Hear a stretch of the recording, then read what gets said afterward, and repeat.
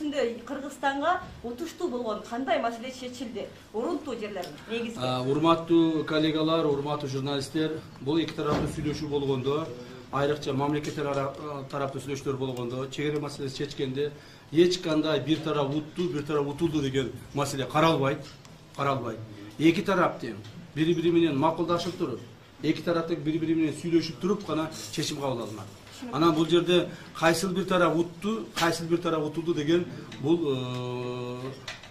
жерде колдонулбайт. Урунтуу жерлерин ошо канча пайыз чечилди, кайсы жерлер боюнча кыскача? Негизинен кыргыз-өзбек чегарасы 100% чечилди. 100% чечилди.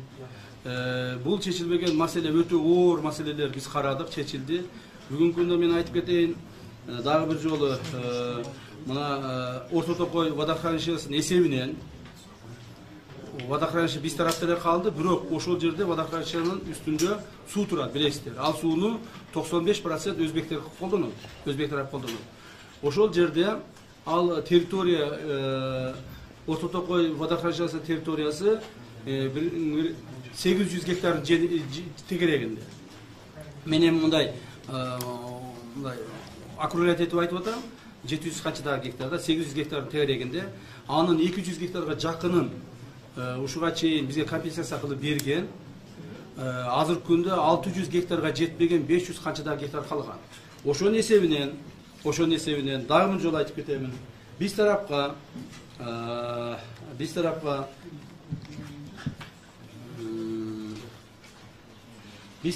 мурда талаштуу болуп жүргөн жерлер, азыр мына протоколду кол койгондон кийин, урматтуу журналисттер, өзбек кыргыз чегарасында эч кандай талаштуу жер калган жок.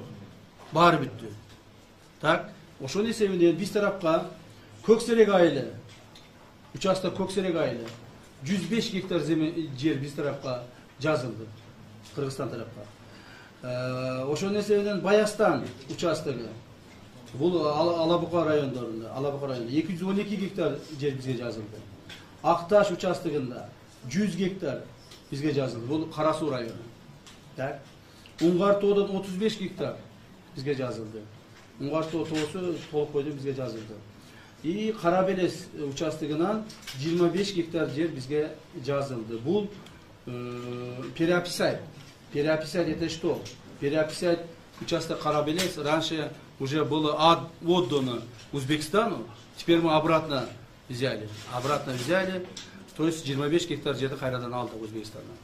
Ошентип бул участоктор ошол Орто Токой водохранилищесинин эсебинен бизге өттү. Так, эми Гавасай деген участок бар. Бул дагы ошол Жалал-Абад облусу менен Наманган облусунун чектешкен жеринде. Ушул жерден эми баягы сүйлөшүүлөр оор болду, жеңил болду деп айтыш кыйын, бирок жеңил сүйлөшүүлөр эч качан болбойт. 2 күндүк талаш тартыштан кийин, өйдөлүйдөн кийин ушул жерден бизге 8000 гектар жер биз жака жазылды. Бул жерде 5-6 айыл бар, кыргыздардын айылы бар. Жана ошо кыргыздардын айылдарынын жайлоолору бар. Өзүңүздөр жакшы билесиздер, урматтуу журналисттер, ушул Гавасайда бир нече жолу ок атылып, бир нече жолу ызычуу болгон жер. Эми ошол жер толук бойдон, Кудай буйрса, биздин Кыргызстанга жазыла турган болду. Эми андай конфликт болбойт, буйрса. Дагы эмнени айтам мен силерге? Токтоп тургула, эми азыраак айтайын. Эми дагы, вот эмен айтайын. Мына калып кетти. Шакырхан сайдан 50 гектар жерди биз ошо Шакырхан сайдын баш жагынан, платинанын баш жагынан 50 гектар жерди бердик. Бирок ошол мезгилде ошол 50 гектар жерди биз өзгөнүн баш жагынан кайра ала турган болдук. Так, жер менен алмаштык. Ошондо кандай жерлер, түз жерби биз алмашып аткан? Бул эми бардык эле жерлер, ал жерлерде жанагы эгин эге турган жерлер эмес, жайтка окшогон, жана кайракы жерлер. А мынау жерлер, мына башында мен айтып өткөн Көксерек, Баястан, Акташ, мына Сабай. Булар толук бойдон баягы эгин эгилип жүргөн биздин элдердин үлүш жерлери өтүп кеткен да, мурда ошол жерлер. Чек мырза, ушул 5% эле калды деп мактанып жүргөн 5% ичинде көптөн бери тирешүүнү түзүп келаткан Соханкалар номинациясындагы жерлер ошол учурда Кемпироват же Андижан өзбектер өздөрү атап жүргөндөй суу сактагычтын арасында жерлер дагы бар болчу. Сиз жаңы айтып өткөн Гавасай дагы ичинде. Ушуларды боюнча кандай болуп чечилди? Ошол Кемпироват боюнча анан Сохан кылабын айланасындагы Дагы бир жолу айтам сизге. Кыргызча. Буну айта элексиз. Жок, азыр айтып, кыргызча айтып атпайсызбы? Дагы бир жолу айтам. Мүмкүнчүлүк болбой атат, көрүп атасыз. Уважаемый журналисты. Барак эксклавынын тагдыры кандай болуп чечилди? Уважаемые журналисты, Маалымат берип койсоңуз. я прошу вас не повторять вопросы, так как если будете переповторять, очень много времени уйдет. Те вопросы, которые вы сейчас задавали, я уже на кыргызском сейчас ответил. Так? Все те спорные участки между кыргызской и узбекской сторонами в данный момент полностью на 100% решены. Теперь отныне спорных участков так понимания, высказывания не будут. Теперь только будут... Вы, пожалуйста, слушайте меня. Вы слушайте меня. Если не хотите слушать, тогда выйдите, пожалуйста. Слушайте, пожалуйста, меня. Не перебивайте. Так? Теперь отныне между кыргызской и узбекской сторонами спор так называемых озвучивания спорных вопросов, спорных территорий не будут. Теперь будет только сторона узбекская, сторона кыргызская. То есть, как ранее говорилось, что на спорных территориях произошли какие-нибудь там стычки, какие-нибудь там спорные моменты, отныне больше не будет. Вот, по части водохранилища Кемпироват. Ушул боюнча мен айтып коеюн, кыргызча жакшылап түшүндүрүп коеюн, себеби дегенде бул өтө маанилүү маселелердин бири. Кемпироват водохранилищеси, урматтуу журналисттер, территориясы болгону 5737 беле? 35, а? 5735 гектар болчу. Ушу приблизительно, мен бир аз адашып калышым мүмкүн. 5735 гектар болчу, так?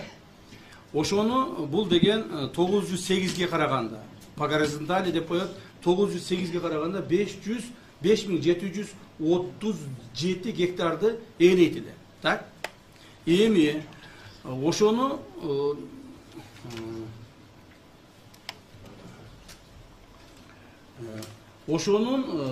буюрса 5737 гектардан суу толгондо ошончо болмок да чаша. Эми ошону биз азыр 908 деген горизонталга жеткенде 906 эмес, 904 эмес, 900 менен описать эттик. 900 менен описать эткенде территория, водохранилище территориясы кыскарды, суунун территориясы кыскарды. Анан ошол жерден 1300 гектар жер Кыргызстанга өттү дагы. Ошондо 5700дөн 1300 алса 4400 гектар жер суунун үстүндө калды. Бирок өзбек тарап бизге ушуга чейин 71 жылы компенсация, 73 жылы 1973 жылы бизге компенсация катары 4100 гектар жерди уже берген. Демек 300 гектар жер бизге компенсация бериш керек дагы. Бирок ошо 300 гектар жердин ордуна Кудай буюрса как компенсация биз 1000 гектар жерди алдык. Мына өзгөн Сузак районунун жерлерине. Бул ошол биздин жүргүзгөн жолугушууларыбыз негизинде болду.